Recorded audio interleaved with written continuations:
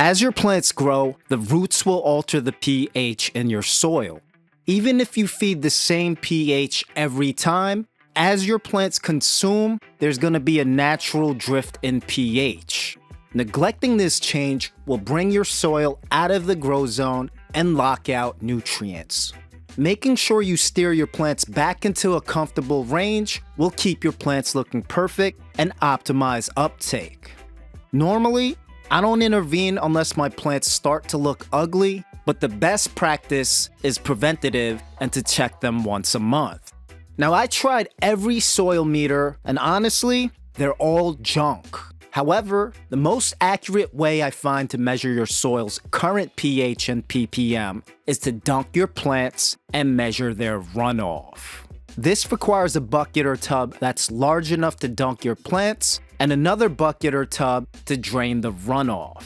You'll fill the dunk bucket with either plain water or water with nutrients that you normally use. You want to make sure you measure and record this initial pH and ppm so you can calculate how much your soil is actually changing this water. Fill your dunk bucket up high enough to allow you to completely submerge your soil so that only the top 2 inches remain dry. Now dunk your plant, leave it submerged for about 15 seconds, and during this process, you're completely hydrating every square inch of your soil and eradicating dry pockets. Now, you want to grab your empty bucket, lift and hold your pot at an angle, and let the initial 5 seconds of the runoff drain back into the dunk bucket. Then, swiftly move it over the empty bucket and let the rest of this runoff drain. Make sure you're holding this at a 45-degree angle, and sometimes the easiest method is to have a bucket that's slightly smaller than your pot so you could simply balance it on top and walk away.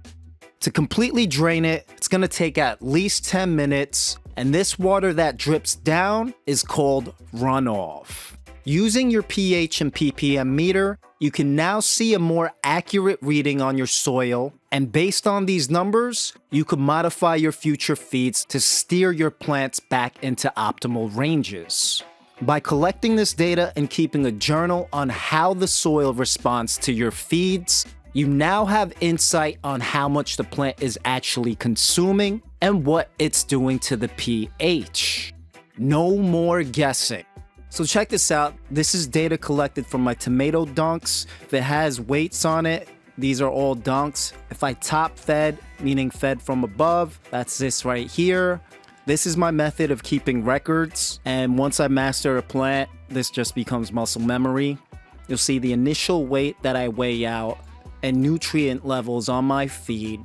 I dunked, drained. The final weight of the pot was 16 pounds 3 ounces. That's about a 5-pound increase.